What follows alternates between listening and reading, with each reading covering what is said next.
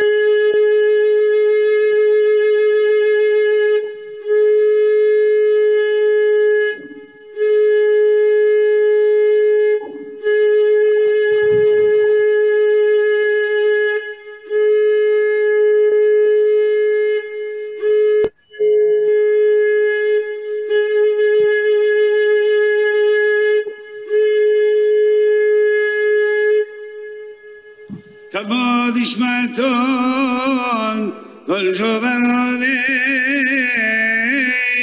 kal yad rabbo bar shantiel vidgab shofaro rabbo dileh vikhanne shadakhan mar baruhi olamo yad yadakhan bazrat tadavuncha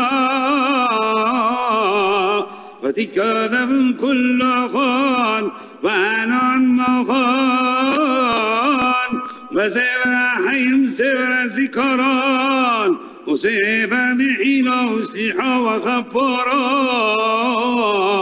من لفن عبين وشب الشمعين كيام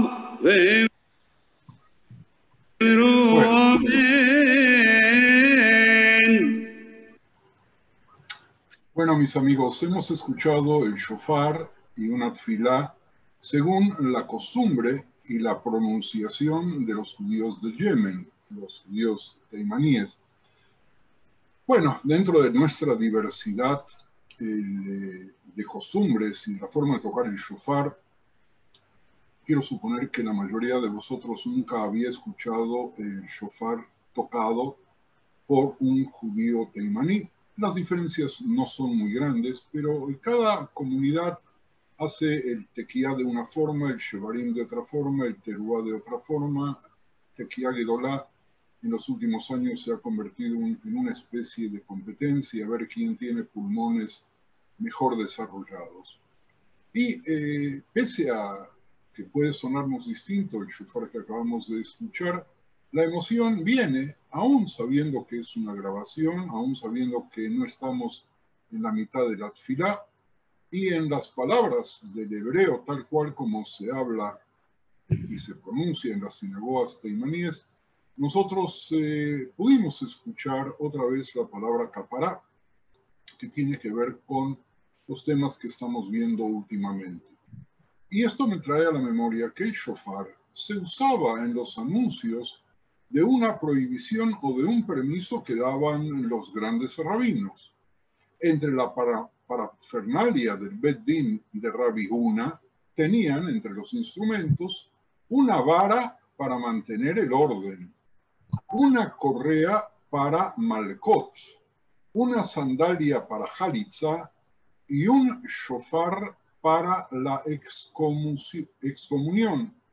En realidad, nosotros no llamamos a la excomunión por ese nombre, al jerem, y es importante que el shofar formaba parte de los instrumentos ya en la época de Sanedrín, tal cual como dice la Gemara que lleva el mismo nombre, 7b, y Rashi que hace el comentario.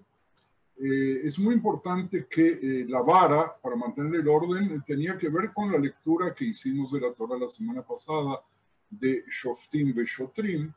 La correa para Malkot, que es el castigo de 39 Malkot, de pronto es usada por muchos judíos, no sé si muchos, pero por una cantidad seria de judíos, en vísperas de Yom Kippur, que se autoflagelan por una manera de expiar las faltas por las cuales, si existiese el Bet Din, deberían ser castigados con los latigazos.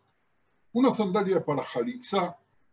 La jalitza es una ceremonia que se realiza cuando la mujer viuda, que enviudó sin tener hijos y quiere volver a casarse, no lo puede hacer excepto con su cuñado, y para poder liberarse debe hacer la ceremonia de jalitza de la bota o la sandalia que se usaba en el momento de la época de los romanos. Y un shofar para cuando el Bet Din tenía que tomar la decisión terrible de excluir a algún judío de la comunidad. En Moed Katan 27b dice la Gemara que el shofar se tocaba en los funerales. También hay quienes en los funerales hoy día tocan el shofar. El antecedente más común era hacer sonar el shofar cuando el Bet Din ordenaba la aparición de la luna nueva. Nosotros hace pocos días tuvimos Rosh Chodesh, cuando el Bet Din, en la época en la cual no se tenía un calendario fijo, tenía que decidir el inicio de cada mes, pues se tocaba el shofar, y así dice la Gemara en Nidá 38a, y también Rashi ahí en el lugar. Pero, miren ustedes, originalmente el shofar se usaba para la reunión de las tropas antes de la batalla. Se usaba para advertir el peligro, se usaba para pedir ayuda y para advertir que algo nuevo o raro o excepcional estaba sucediendo. También, sin querer, ese tipo de costumbres llega a nuestros días, y cuando las tropas israelíes en la Guerra de los 6 días liberan Jerusalén, el rabino Shlomo Goren, de bendita memoria, tiene en sus manos un Sefer Torah muy pequeño y en su otra mano el shofar, y toca el shofar en ese mismo momento, recordado probablemente por la mayoría de vosotros porque se convirtió en una especie de lámina, y que cada vez que se produce Yom Yerushalayim, algunos suelen ver esa película. Desde el año 1949, el momento que cada presidente de Israel jura su cargo, también se acompaña con el toque simbólico del shofar. Y esto es muy interesante porque ahora vamos a retomar el tema del shofar después de un introito o de dos. Es importante porque el shofar de pronto trasciende el mandato de la costumbre de ser tocado en todos los días del mes de Elul, excepto el último, aunque en algún tiempo se tocaba también el último día de Elul, es decir, en las vísperas prácticamente de Rosh Hashanah y de Yom Kippur, y en nuestra época nosotros lo usamos también como símbolo de la liberación de Jerusalén cuando los soldados llegan a Arabay. Voy a hacer un comentario para evitar tocarlo luego, y les voy a contar que en el Talmud se discutió si las mujeres podían tocar el shofar. Y los Tosafot pasaron a aclarar que la halajá es que está permitido a la mujer tocar el shofar y que incluso le está permitido bendecir la bendición que Asher Kitshanu Bensotav Betzivanu, a quienes hemos santificado con sus mandamientos y nos ordenaron, pese a que el shofar es una mitzvah que depende del tiempo, por lo tanto las mujeres deberían claramente estar exentas del shofar. Y así los poskim dictaminaron en el judaísmo ashkenazí, excepto el comentarista Sha'agat Aryeh, que dejó en claro que no todos los rishonim, es decir, la primera tanda de grandes rabinos posteriores al Talmud, piensan así, y por lo tanto es mejor que alguien toque el shofar por ellas y que no sean ellas mismas. Por otro lado, miren ustedes, el Shulchan Aruch Or HaHaim en el Simán Taf Kuf Fei Tet 589 en su Seif sexto dictaminó que las mujeres pueden oír y pueden tocar el shofar entre ellas, pero no tienen que decir la brajá. Y así lo aceptaron los judíos sefardíes, que pese a que las mujeres no están obligadas por la mitzvah, pueden tocar, aunque las mujeres están exentas, pueden tocar el shofar, y una vez que cumplieron la mitzvah y otro que ya cumplió la mitzvah, puede hacerles cumplir a ellas la mitzvah, pero no bendicen ni se bendice por ellas, siguiendo la tradición sefardí de hoy día. Más adelante intentaremos ver las muchas razones y el uso de este instrumento que se ha mantenido sin modificaciones a lo largo del tiempo y que de todos los instrumentos musicales es el que más veces aparece en el Tanaj. Vamos a hacer un pequeño resumen del tema de las Selijot, porque como siempre nos sucede, nos quedamos por la mitad, agregando solamente una reflexión. Maimónides, Rambam, estableció que todas las mitzvot, positivas o negativas, que uno hubiera transgredido voluntaria o inadvertidamente, cuando uno decide arrepentirse, debe confesar esas faltas ante Dios Todopoderoso, bendito sea. Y así leemos en Bemidbar 5, en los Psukim 6 y 7. Repito, Bemidbar 5, Psukim 6 y 7. ¿Qué dice así? Di a los hijos de Israel, el hombre o la mujer que cometiere alguno de los pecados con que los hombres prevarican contra Hashem y delinquen, confesará el pecado que cometió y compensará enteramente el daño. Este es un mandamiento positivo, es una mitzvah aseh, que esta confesión consiste en recitar las palabras del vidui, lo que equivale a enumerar sus faltas. Y diremos, Dios de eterna gracia, he fallado, he pecado, te he ofendido, he cometido tal o cual transgresión y lo lamento. Me avergüenzo de mis acciones y nunca las volveré a hacer. Esa es la esencia, si se quiere, del vidui. Quienes la repiten y la renueven a menudo son dignos de alabanza. Incluso los sacrificios expiatorios ofrecidos en el templo fueron efectivos solo con la confesión de quienes lo presentaban. La falta de vidui, la falta de confesión, los hacía inútiles. En nuestro tiempo, la tfilá sustituye a los sacrificios, por lo que la confesión es esencial para su validez. Por otro lado, la teshuvá es una decisión que depende solo del pensamiento. No se logra mediante una acción activa. Hay un principio fundamental en el Talmud que dice que una acción solo puede ser cancelada por otra acción. Una palabra o un pensamiento no tienen suficiente impacto para derogar un acto jurídico, por lo que no pueden cancelar una acción. El tema se discute en Masejet Kiddushin, pero no vamos a entrar en él. La pregunta que surge entonces es, ¿Cómo puede una transgresión activa realizada por un acto ser cancelada por un pensamiento o por palabras?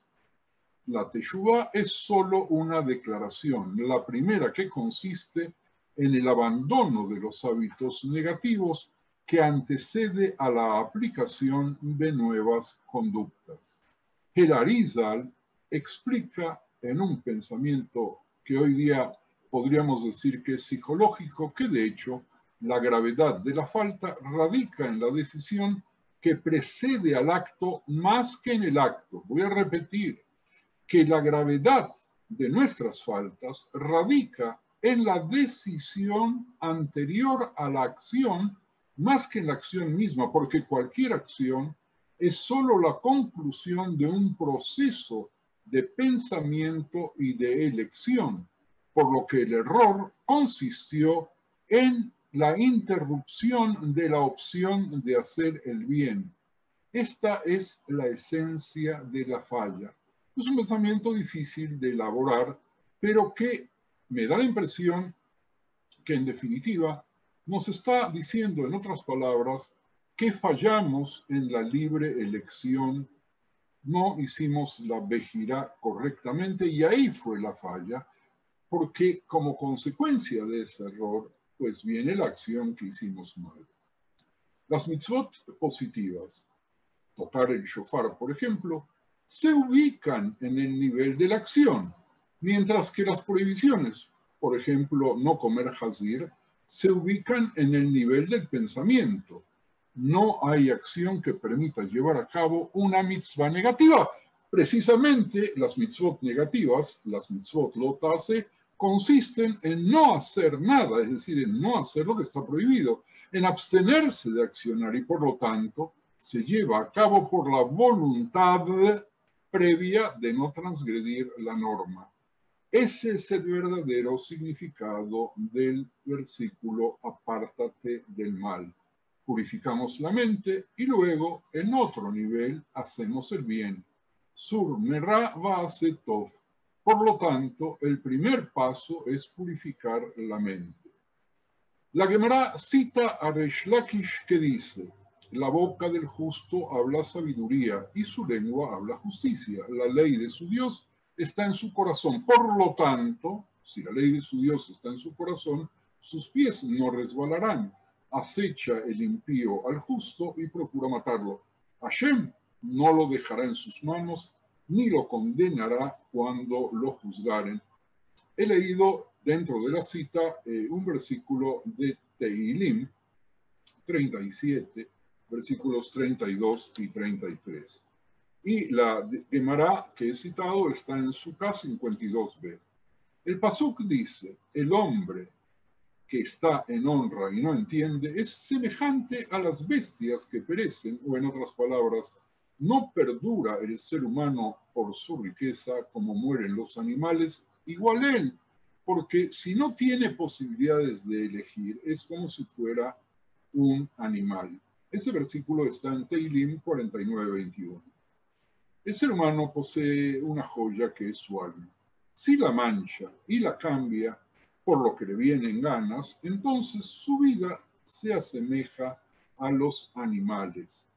En Tikunei Zohar, en la página 116b, leemos: el hombre que no sabía cómo conservar esa maravilla que es su alma, ahora se parece a la bestia, pero cuando fue creado, se parecía a su creador.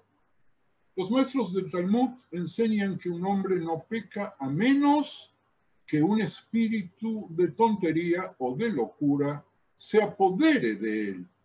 Y esto aparece en la Gemara Sotá 3a. Entonces surge la pregunta: si este hombre es considerado loco, por lo tanto es inimputable, debe ser absuelto de su culpa, porque en el momento de la transgresión fue irresponsable. ¿Por qué entonces sería juzgado y condenado? Y esta es una situación de fuerza mayor. Es imposible que él no tenga la culpa. El Arizal luego explica que el hombre no es juzgado o sentenciado por el acto de fuerza mayor, que es como si fuese una violación, sino solo por la determinación de equivocar la decisión que lo precedió. Luego se encuentra la respuesta a la pregunta inicial. Nosotros en estos días en Israel pasamos momentos muy, muy tristes, porque 30 animales, y ahora los abogados tratarán de demostrar que no fueron 30, violaron a una niña de 16 años en Eilat hace pocas semanas atrás. Son seres humanos. Estos señores que violaron a una niña de 16 años haciendo cola para ingresar a la habitación, ¿fueron creados a imagen divina? Pues no podemos pensar que alguien que fue creado a imagen divina puede comportarse de esa manera. ¿Y cuándo fue el momento en el cual ellos transgredieron? Fue el momento en el cual se autorizaron a sí mismos a transgredir. Fue en el momento en el cual quienes fueron testigos no hicieron absolutamente nada para impedirlo. Ni siquiera les llamaron la atención. No salieron a llamar a la policía, ni a buscar al que cuida el hotel para poder tratar de salvar la vejación de esa niña que estaban haciendo. Si no hubiera esa mala elección, la acción no se hubiera realizado. Por lo tanto, la acción fue posible porque hubo previamente una mala elección. Y cuando hablamos de una mala elección, y estamos hablando de jóvenes, aunque alguna de esas bestias era un adulto de más de 30 años, la pregunta es, ¿y dónde fallamos todos nosotros? ¿Son ellos los que fallaron? Claro que fallaron, de eso no hay ninguna duda, pero también antes que ellos fallamos todos porque no pudimos educar para una buena elección. Y voy a hablar de otro tema antes de tocar el shofar, que es nuestro tema, y que a mí en lo personal me preocupa muchísimo, dado que nosotros, yo por la edad y la familia acompañándome, estamos prácticamente encerrados en nuestra casa, en nuestro patio, en nuestras habitaciones, y no salimos para tratar de postergar el momento del contagio o de evitarlo. Pero en estos momentos hay toda una discusión política que no es religiosa, si se debe autorizar o no se debe autorizar el viaje a Uman, el lugar donde está la tumba del rabí Nachman de Breslau, a todos los que todos los años abandonan a sus mujeres y a sus hijos y van a elevarse espiritualmente frente a la tumba de Uman. Hay documentos que hablan que el mismo rabí planteaba de que si bien a él le daría satisfacción que la gente suba a su tumba, nadie que viva en Israel debe viajar ahí, nadie debe salir de la santidad de Israel, que es mayor que la tumba. Pero por otro lado, mis queridos amigos, no es una mitzvah, ni siquiera es un mandamiento para nadie, ni siquiera para los propios Hasidim, que podamos decir que hay una halajá por la cual uno se tiene que sacrificar, porque en este caso, no solamente ellos pueden sufrir contagio, sino que en forma automática nos van a traer a todos los que vivimos en Israel y a no pocos de los que viven en Ucrania la enfermedad de la pandemia que tanto daño nos está haciendo y que tantas víctimas está obteniendo en todo el mundo. Ahora sí, vamos al tema del shofar, excepto alguno de vosotros quisiera hacer algún comentario. Bacallá, ¿hay preguntas o comentarios?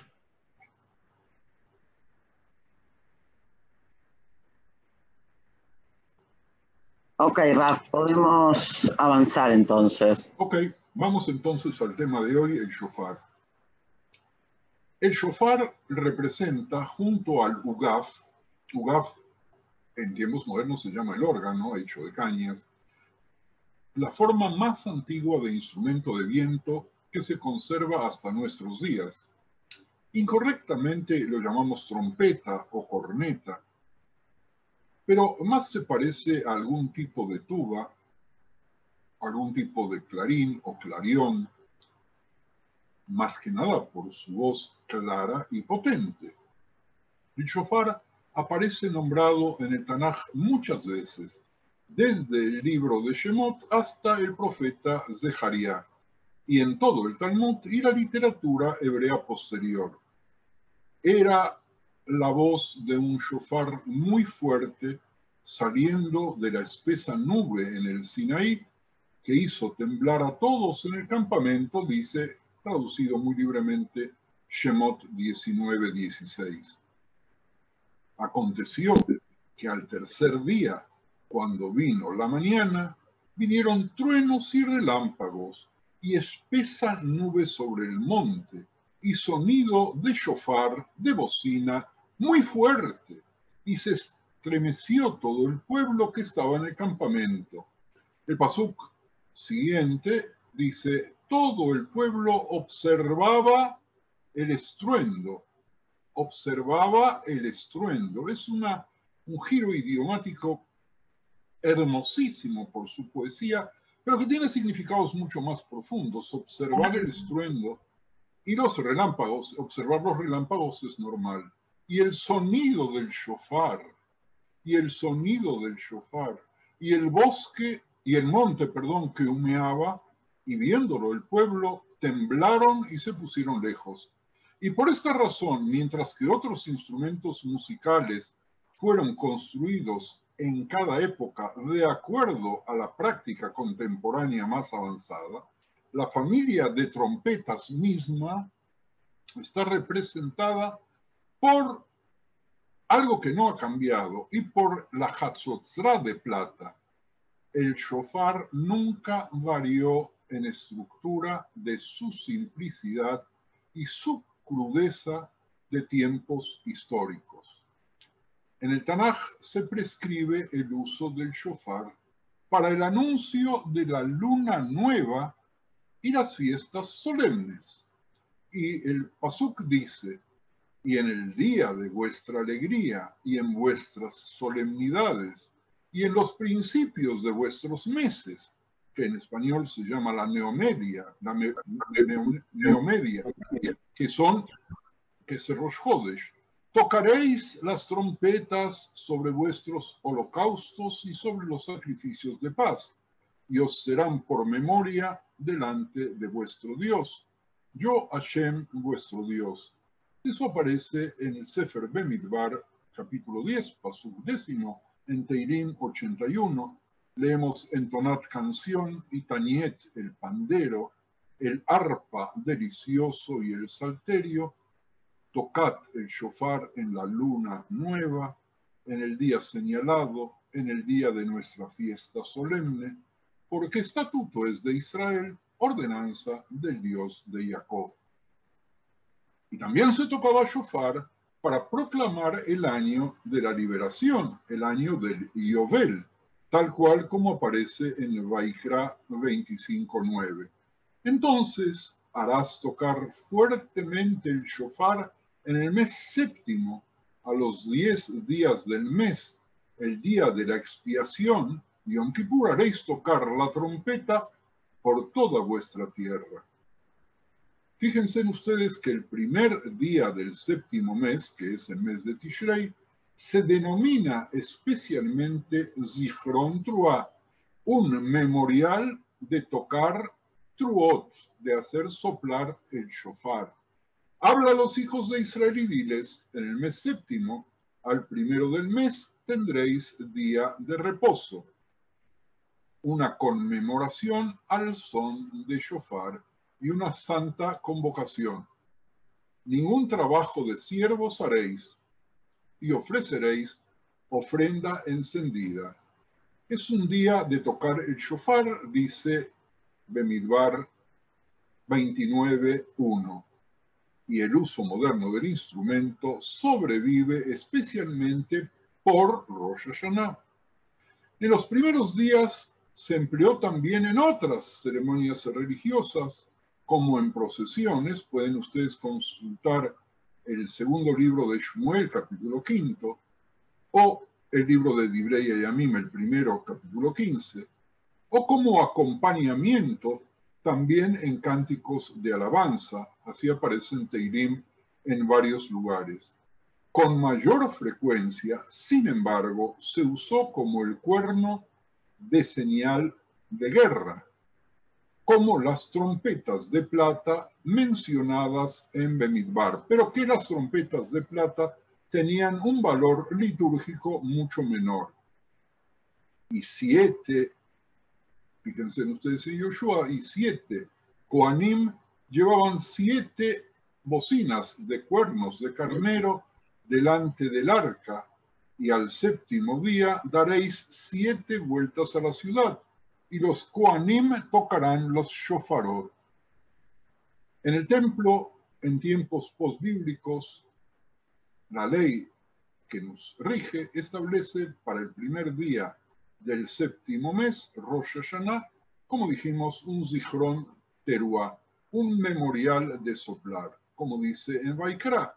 Habla a los hijos de Israel y diles, en el mes séptimo, al primero del mes, tendréis día de reposo, una conmemoración al son de shofarot y una santa convocación.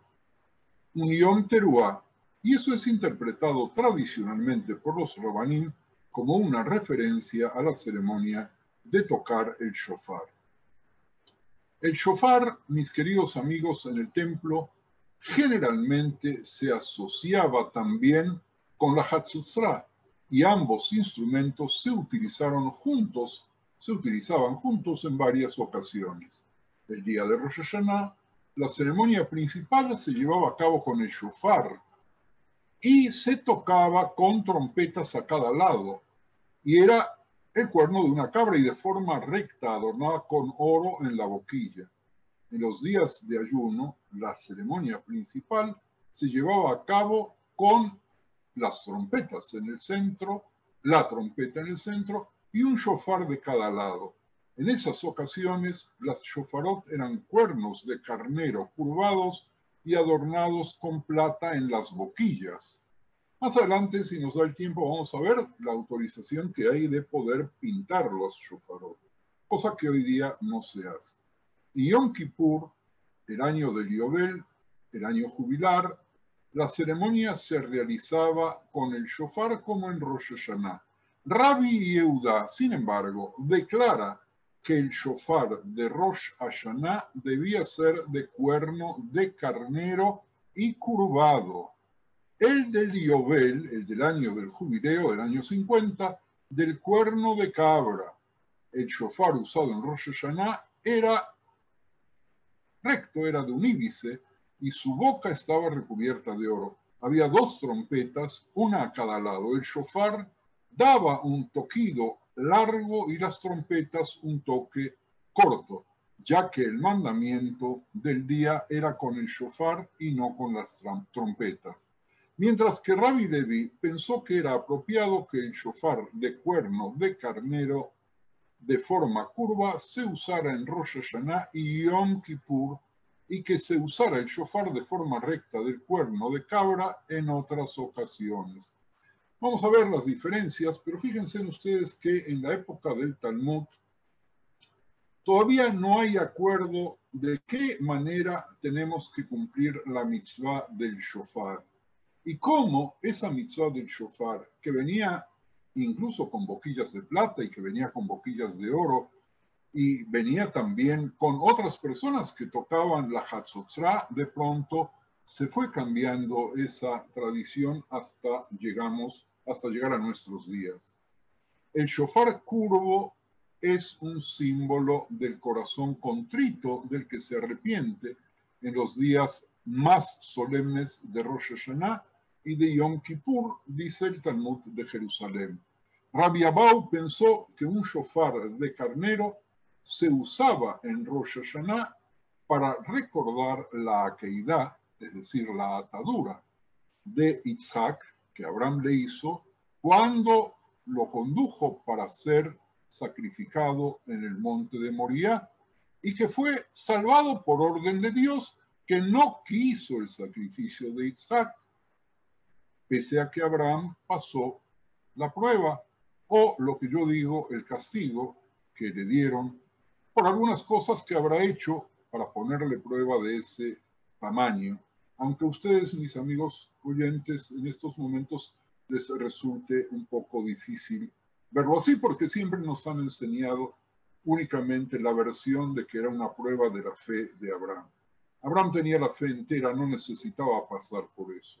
Pero nosotros de ahí aprendimos que a diferencia de otros pueblos, no podemos ni debemos sacrificar a los hijos. Sin embargo, según Rabbi Abau y según muchos de nosotros, y yo también pienso lo mismo, ¿quién soy yo para dar a conocer mi opinión? Pero ya que estamos conversando, se las digo.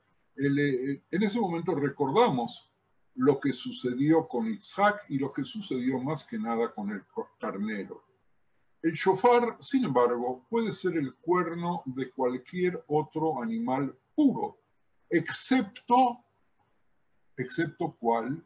Excepto una vaca o un ternero, porque si nosotros usásemos el cuerno de una vaca o de un ternero, sería el recordatorio del incidente del becerro de oro. Y eso es lo que dice la Gemara en Rosh Hashanah.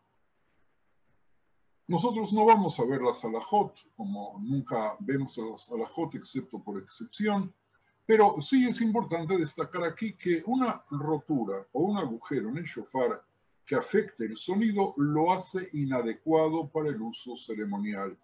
Un shofar no puede estar pintado de colores, pero puede estar tallado con diseños artísticos. Shulchan Aruch, Orah Chaim 586, nota 17.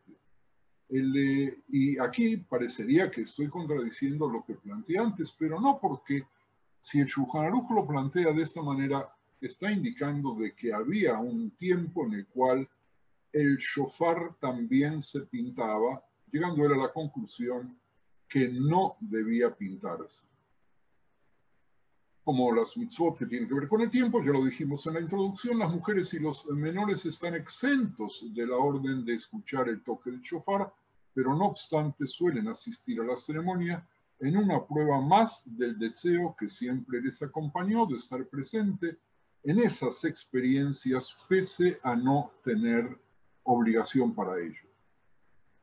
Vamos a hacer otro paréntesis, si alguno de ustedes quiere hacer un comentario, antes de que analicemos un poco los sonidos de tequía y teruá y de shevarim. Bakashan Javerín, preguntas, comentarios. Si alguien quiere hablar, haga señas. Los has dejado a todos mudos. Bueno. Ok. La tequía, sí. No, estoy mirando porque somos muchos hoy. Bendito sea Okay, Dios. sí, adelante. La tequía y la teruá mencionados en la Torá sonaban entre graves y agudos. La tequía era un sonido sencillo y profundo que termina abruptamente. Hay también una discusión para aquellos que tocan la tequía y hacen y hay quienes opinan que no debe terminar así con ese sonido que hice hace un instante. La teruá es quizás una musicalidad ubicada entre las tequiot, pero que se corta y se corta hasta por lo menos tener 9 sonidos, así como el shevarim habla de ruptura, habla de 3 sonidos. Son compases de música y que tienen que ver también con que el día de Rosh Hashanah es el día de las Malhuyot, que nosotros coronamos a un rey y luego en la coronación, incluso lo que hacemos hoy día con el presidente de Israel es tocar el shofar. Luego recordamos la Keidá y luego tenemos recuerdos de algunas otras cosas. Y entre cada fragmento y cada fragmento leemos 10 versículos del Tanaj en cada repetición y que terminan con una verajá. Y eso aparece en Rosh Hashanah 16. porque nosotros en Rosh Hashanah, en la Amida de Musaf, tenemos 9 Berajot, a diferencia de las 19 que tenemos todos los días y de las 7 que tenemos en Shabbat y normalmente en los días de fiesta. Y tenemos allí ese agregado que vamos completándolo con versículos que hablan de los reinos, de los recuerdos y de los shofarot. Reinos para que coronen al rey sobre nosotros. Recuerdos para que su recuerdo se eleve ante nosotros para bien y que nuestro recuerdo sea recogido por él para bien. ¿Y con qué se levantará el recuerdo? Se levantará con el shofar. De manera similar, el rabino Abau dijo, ¿por qué se hace sonar el shofar de un carnero en Rosh Hashanah? Y el santo bendito sea dijo, tocad un toque delante de mí con un shofar hecho con cuerno de carnero, para que yo les recuerde, como dijimos, la atadura de Isaac, hijo de Abraham, en cuyo lugar se sacrificó un carnero, y yo os lo atribuiré como si se hubieran ustedes, cada uno de ustedes, atado voluntariamente delante mío. Rabbi Itzhak dice, ¿y por qué suena el shofar en Rosh Hashanah? Y la Gemara está asombrada por la pregunta, ¿por qué hacemos sonar el shofar? Porque el misericordioso dice, toca tiku, shofar, en Salmos 84. Y entonces es, ¿por qué suena una serie de staccato de toques de shofar en la teruá, además de un toque de shofar largo y continuo en la tequía? La Gemara sigue sorprendida por la pregunta, ¿suena a teruá? El misericordioso dice, en el 7º mes, el primer día del mes, os será un descanso solemne, un memorial proclamado por el toque de teruá, es decir, por un staccato, que hoy lejanamente se parece a alguna ametralladora moderna. Sin embargo, hubo discusiones, para variar, sobre el sonido de la teruá. Ónkelos, el gran Aquiles, el traductor de la Torá, dice que teruá, él la traduce como yebabá, pero el Talmud no está seguro si significa un grito, si es una yelalá, si es un gemido, una genijá. Es decir, que acá nosotros, según el Ónkelos, estamos tratando de investigar qué significa teruá. Si son gritos, si son quejas, si son gemidos, si son representaciones de nuestro sentimiento o si por el contrario estimulan nuestro sentimiento para que podamos abrir nuestros corazones en el momento de escucharlos, para que nos despierten si estamos dormidos, porque son el sonido de una alarma, que cuando suenan las alarmas nadie puede quedarse dormido sin tratar de protegerse. ¿Y cómo nos vamos a proteger? Pues las respuestas las conocen todos ustedes. Nosotros, por lo tanto, tenemos tequiot, un sonido largo que debe durar lo mismo que los shevarim, que son 3 sonidos cortos, conectados, y que equivalen a la tequía en tamaño, y los shevarim, que es, dijimos, la ruptura, y luego tiene que durar exactamente lo mismo que la teruá, que está dividida en 9 fragmentos. Sea un grito, sea un gemido, siempre hubo que repetirlos para asegurar obtener el sonido correcto. Porque, ¿para qué hay que repetir tantas veces? Simplemente no sea que no hemos tocado bien ni hemos interpretado bien la fórmula que consta de 10 sonidos. Tequía, shevarim, teruá, tequía, tequía, shevarim, tequía, tequía, teruá, tequía. Esta fórmula se repite 2 veces, haciendo 30 sonidos en la serie. La última tequía la prolongamos y es la que se llama la tequía Gdolá, la larga tequía. Esta serie de sonidos, repito, se repite 2 veces, haciendo 90 sonidos en total. Triplicar la serie se basó en la mención de la palabra teruá, que aparece en Vaikra 3 veces. También en la división antes mencionada de las tefilot de Musaf, de Rosh Hashanah, de Malhuyot, Zichronot y Shofarot. Además, al cierre del servicio, se reproduce una fórmula única de 10 sonidos, lo que hace un total de mea kolot, 100 sonidos.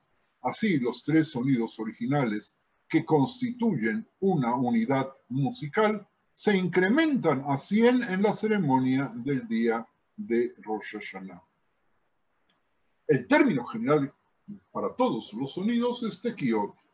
La primera serie de tequiot se dice inmediatamente después de la Haftarah de Rosh Hashanah y se conoce con el nombre de tequiot dimeyushaf, que es la serie que teóricamente se debería decir sentados, en contraposición a las tequiot de meumat, de la serie que se dice en pie y que se presenta en la Amidá, que es la oración que se dice pie. Hay muchas variaciones en la división de la serie y colocarlas en la repetición de la Amidá únicamente o mientras la gente dice la Amidá y se interrumpe para poder decirlo, cada costumbre con su tradición y así debe mantenerse. Rabbi Amram Gaon en su Sidur da la primera línea, Tequía, Shuarim, Truat, Tequía, 3 veces para Malhuyot, la segunda línea, Tequía, Shuarim, Tequía, 3 veces para Zichronot, y la tercera línea, Tequía, Truat, Tequía, 3 veces para Shofarot. Rabenu Tam introdujo la costumbre de tocar la primera línea, Tequía, Shvarim, Truat, Tequía, 3 veces para Malhuyot, Zichronot o Shofarot. En los rituales sefardíes y de la Alemania occidental, las notas se interpretan según el esquema de Amram Gaon, mientras que en los países de Europa Oriental se sigue la costumbre de Rabbeinu Tam. Otras congregaciones presentan la primera, segunda y tercera línea en orden consecutivo para las 3 divisiones de la Amidá.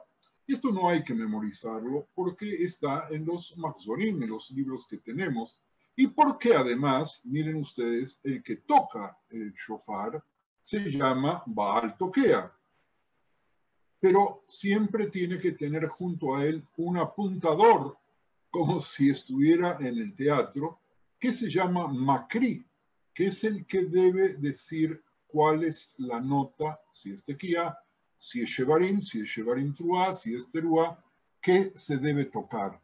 Y esto es muy importante porque si se produjese algún error, si el shofar se atascara y la nota no saldría como debe, el Makri, que debe conocer muy bien la halajot, debe esperar o debe dar la orden de que repita hasta que salga bien. Nosotros le hemos dado siempre muchísima importancia a que se escuchen los sonidos muy bien. Y no por la superstición que si el shofar se llegase a atascar, este año no va a ser bueno, sino simplemente porque heredamos el celo puesto por nuestros sabios de seguir al pie de la letra las tradiciones que venían desde el Beit HaMikdash y las órdenes que aparecían en la Torá, al grado tal de que la cantidad de veces que se toca la teruá, como hemos dicho, tiene que ver con la cantidad de veces que aparece en el Sefer Torá.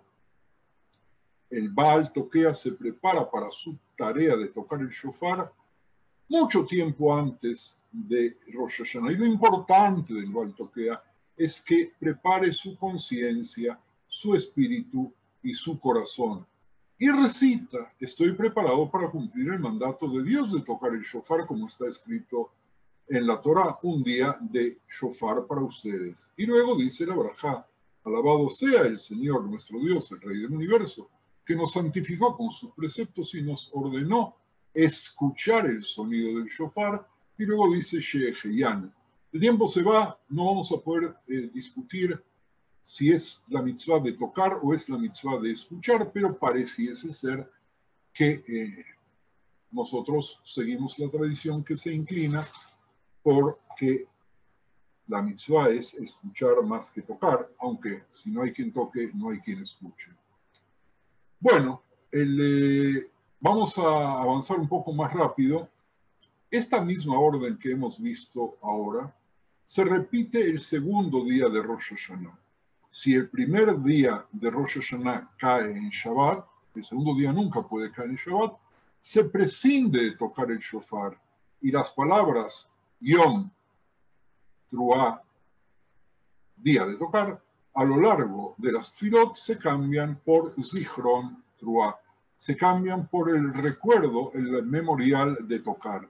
La razón dada para la omisión de la ceremonia del shofar en Shabbat es el temor que el Baal Toquea pueda llevar su shofar por lugares públicos donde no se puede cargar a un experto para que le enseñe a tocar o para arreglarlo, estando prohibido llevar artículos de locales privados a públicos, a espacio público en Shabbat. Por lo tanto, pese a que hay esa mitzvah, no se hace. Pero en los lugares, miren ustedes, donde había un Bet Din organizado, como el Sanedrín en Jerusalén, en el período del templo, cuando prevalecía la disciplina estricta, el sonido del shofar se hacía también en Shabbat. Incluso después que se presentó el segundo día de Rosh Hashanah en Shabbat, Rabbi Yohanan ben Zakkai, que conducía un Bet Din regular en Yavne, permitió que se toque el shofar en Shabbat. Hoy día no lo hacemos. Hay algunos datos históricos que, si bien la práctica se suspendió, parecería ser de que el sabio Alfasi, en el siglo XII, permitía en su Bet Din que se tocara según aparece en el Sidur de Abu Draham. La adición, originalmente una sustitución de las 3 piezas que sonaron en el servicio adicional, se debió a Rabban Shimon ben Gamliel, quien a mediados del siglo II prescribió el sonar de esta floritura al final de cada sección de ese servicio de Musaf. Y antes de darles el uso de la palabra a ustedes, voy a apurarme para comentarles algo que me parece muy importante. Los romanos, cuando escuchaban tocar el shofar, sentían que los judíos estaban intercambiando señales militares, quizás porque las fuerzas imperiales también tocaban algún tipo de trompetas, y entonces enviaban las tropas a las sinagogas, ya no teníamos Beit HaMikdash, temprano en la mañana para evitar cualquier tipo de aspiración marcial. Y cuando percibían que había un shofar, muchos judíos fueron pasados por la espada antes siquiera que pudieran dar una explicación que los romanos no quisieron oír. Y a partir de ahí se fueron cambiando los horarios de los momentos en los cuales se tocaba el shofar, porque en esa época el shofar se tocaba muy, pero muy temprano en la mañana. Es decir, no como ahora que tocamos en Musaf, que ya por lo general es pasando el mediodía, sino muy, pero muy temprano. ¿Por qué? Porque queríamos convencer a los romanos que a esa hora, cuando todos están despiertos y todos están alertas, pues no vamos a salir a hacer ninguna guerra. Pero el hecho de que los romanos pensasen que el shofar era una alerta no hace más que confirmar lo que dice nuestro profeta Amós. ¿Acaso podemos escuchar el shofar y no estremecernos? Bueno, pareciese que no. Me detengo aquí para que en estos 6 minutos podamos conversar, por favor, con quien quiera hacerlo. Bakashá, Javerim, ¿hay alguien que quiera preguntar o comentar? Jorge, adelante. Sí, buenas tardes, Shalom. Buenas noches para ustedes. Shalom. Muy interesantes las explicaciones. En la Guemará está escrito, hay 10 motivos por los que tocamos el shofar. Eso está escrito en la Gemara, pero realmente hay uno solo, porque en la Torá dice Yom Teruah y Yelahem. Mira, Jorge, hay más de 10, porque nosotros podríamos hacer una lista y casi inacabable. Y los Jajamim, como siempre, otra vez, desde pensar que Adán Arishon fue el que consagró por primera vez a Dios como rey, pues nosotros marcamos el Yom Teruah, permíteme, como la creación del mundo. En el momento de la creación del mundo, Dios se convirtió en rey. Es la coronación de un nuevo rey. Cuando escuchamos el sonido del shofar, recordamos que Dios es el Rey de Reyes y Señor de Señores y que nosotros somos súbditos. El sonido del shofar se solicita el día de Yom Teruah porque marca el primero de los 10 días de arrepentimiento, porque tocar shofar en el mes de Elul no es obligación. Por eso suena el shofar para anunciar y advertir que este periodo ha comenzado. Yom Teruah es el primero de estos 10 días. Puedo avanzar. El shofar nos recuerda a Matan Torah, la revelación en el monte Sinaí. Cuando la Torah se recibió, lo habíamos leído antes, con el sonido de la trompeta. Es decir, que en el momento que escuchamos el shofar, estamos ahí. Sirve para recordarnos la destrucción del Beit HaMikdash y la guerra. Cuando Tito destruyó el templo, también destruyó el corazón de nosotros. La gente estaba esparcida entre las naciones, pero seguíamos pidiendo Beshana Haba Yerushalayim. Puedo seguir, pero solamente para dar algún tipo de ejemplo que contestando a lo que Jorge comentó hace un instante. Sí, Jorge, ¿quieres agregar algo más? ¿Puedo seguir? Un minuto. Hay más preguntas. Javerim, un segundo. Roby, un minuto, estoy tratando de ver, porque si hablamos todos juntos no va. Roby, por favor. Sí, una pregunta que puede sonar pueril. ¿Por qué se dice Tequía Gdolá y no Tequía Aruká? Mira, te voy a dar una respuesta categórica. ¿Estás listo para escucharla? No sé. Esa. ¿Cómo nos conocemos? No sé. Yo quiero suponer que nosotros no entendemos bien qué quiere decir Tequía Gdolá. Y habíamos hablado de agudos y graves y que hemos perdido la habilidad de tocar el shofar.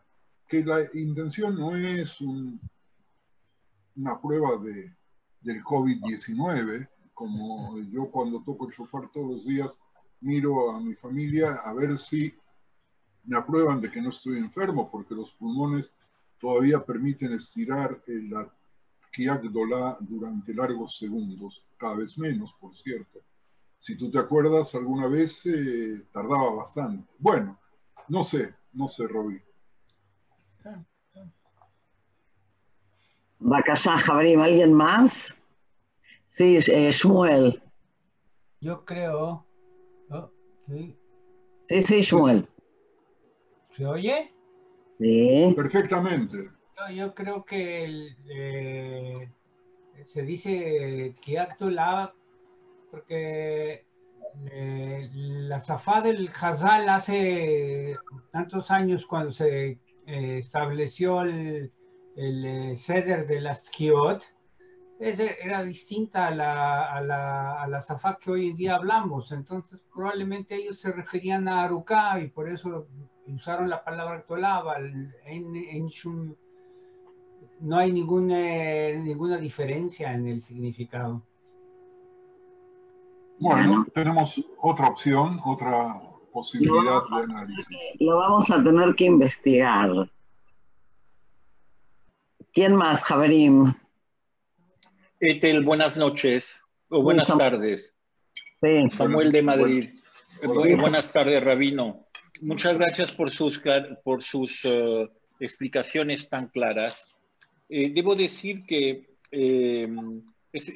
son de estas cosas que uno oye todos los años y que uno ignora determinadas reglas. Es como, no sé, las reglas del Netilat Yadayim o las reglas de cómo ponerse el talit, y por lo tanto, al menos personalmente, le agradezco muchísimo el que haya sido tan preciso en esto, sobre todo porque a veces me toca tocar el shofar. Por lo tanto, muchas gracias, porque la kavaná será distinta a partir de hoy y se lo agradezco mucho. Gracias a ti. Bueno, nos quedan como un minuto. ¿Quién se anima?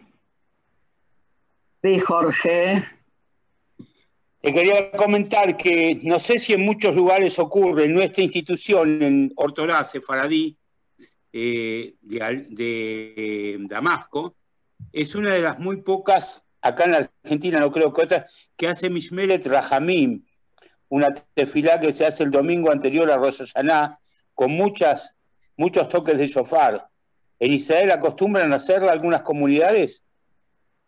Mira, esa es una costumbre que algunas comunidades, yo no debo hablar en nombre de los sefardíes, los ashkenazíes no lo hacemos, pero los sefardíes suelen en las selijot anteriores a Rosh Hashanah a tocar mucho el shofar, y particularmente la gente trae shofarot para Neilá, y en el momento en el cual se cierra la tefilá le voy a pedir a Sam que por favor me corrija, cuando cerramos la tefilá de Neilá, tenemos en la sinagoga, si hay 80 varones, 70 shofarot que se tocan todos juntos, y en su momento, cuando yo estaba allí, había pedido que primero dejen tocar al Baal Toquea para que todos escuchen y luego participen en el júbilo impresionante, así como la Gemara dice, quien no estuvo en la fiesta de Simchat Beit HaShoevah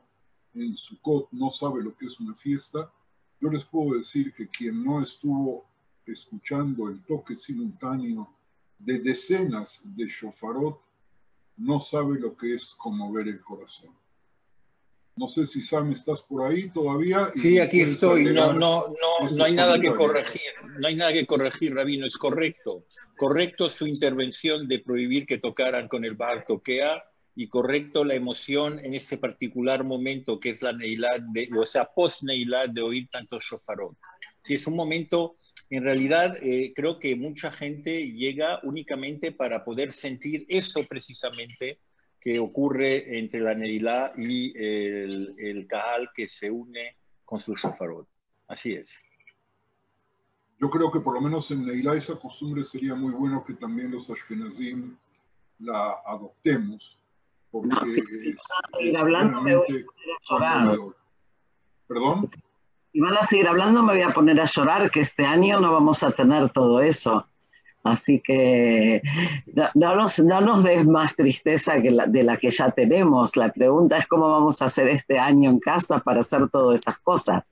Así que nos espera un gran desafío. No sé si querés decirnos algo en relación a eso, porque creo que muchos se están preguntando y nos estamos preguntando cómo vamos a hacer un Rosh Hashanah o un Yom Kippur desde el punto de vista de las tefilot lo suficientemente conmovedor, importante, significativo en la soledad del hogar, ¿no?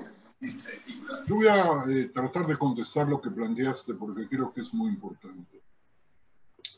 Casualmente, en estas circunstancias en las cuales nos encontramos en la mitad de una epidemia que no sabe distinguir entre ricos y pobres, entre güeros o rubios y morenos, no sabe distinguir entre mapas y geografías, todos tenemos que estar unidos y todos tendríamos que encontrar la manera de dejar de lado la rutina que también a veces nos afecta durante la tefilá y la hacemos mecánicamente sin prestar atención. Yo creo que si vamos a estar donde estemos, y ahora vamos a ver cuáles son las posibilidades, pero estemos donde estemos, tenemos que prepararnos, no solamente el que toque el shofar, sino también el que lo oiga, a que abra su corazón y se una con todos, judíos y no judíos, para que de una vez termine esta peste. Por otro lado, recuerdo cuando era muy joven, solíamos ir primero a la cárcel a tocar shofar cuando trabajaba como capellán de institutos penales, como voluntario, e iba a las cárceles a tocar el shofar para los judíos que estaban detenidos. Luego, como cuando nos organizamos, incluso con mis discípulos, para ir a los hospitales a tocar a las personas enfermas, a las mujeres embarazadas.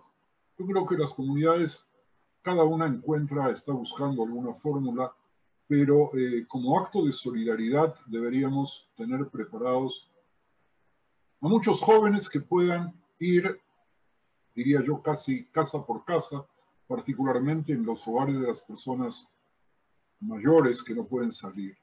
Por otro lado, hay distintas maneras de encontrar soluciones. Una de ellas es obviamente seguir lo que dice la norma, establecer espacios abiertos, hacer la tefilá en espacios abiertos, en calles y en parques, para que la posibilidad de contagio sea mucho menor y que se pueda manejar mejor la distancia y tener muchos minyanim.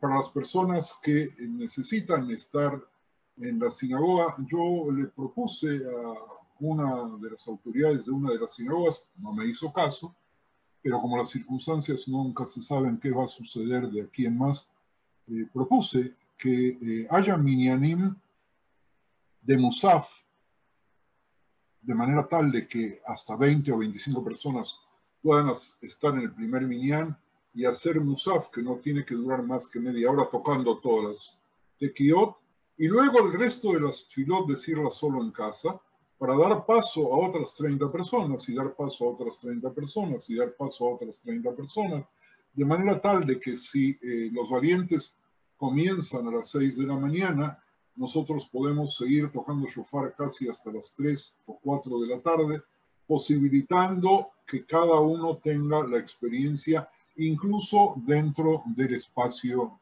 de la fila. Yo creo que esta es una solución que el tiempo exige, aparte de las dos propuestas que acabo de hacer. Pero la más importante de todas es que nosotros, al escuchar el shofar, podamos renovar el oír la convocatoria para que todos los exiliados volvamos a reunirnos y poder aspirar a tiempos mejores, a tiempos en los cuales vivamos en paz y vivamos con salud. Yo creo que con este es el mensaje con el cual deberíamos irnos hoy, de poder vibrar profundamente con el sonido del shofar, aun cuando el Baal toquea, por las razones que sean, no saque el sonido perfecto, aun cuando es un niño que, si bien no está obligado, por lo tanto, teóricamente, al igual que las mujeres, no debería bendecir, pero su sonido es válido. Y creo que eso es lo que hay que hacer, y tenemos que organizarnos todos, absolutamente todos, para que no quede nadie, absolutamente nadie, sin escuchar por lo menos 30 tequiot. Yo diría sin que escuchemos las 100 tequiot, porque eso lo debemos hacer. Y agrego, eso no debe ir a cuenta de la seguridad y de la adopción de las medidas que los gobiernos y la inteligencia de cada uno ordena, que es mantener la distancia, ir con el barbijo, lavarse las manos una y otra vez, tratar de no saludarnos de mano y mucho menos de beso, y porque eso, Pikuach Nefesh, es incluso más importante que escuchar el shofar. Y si por Pikuach Nefesh no vamos a escuchar el shofar, pues vamos a sentir en el corazón una gran carencia y una gran falta, pero nos vamos a unir con todos aquellos que van a tocar el shofar, y seguramente desde donde estemos escucharemos al vecino o el toque de shofar de la sinagoga, porque eso se contagia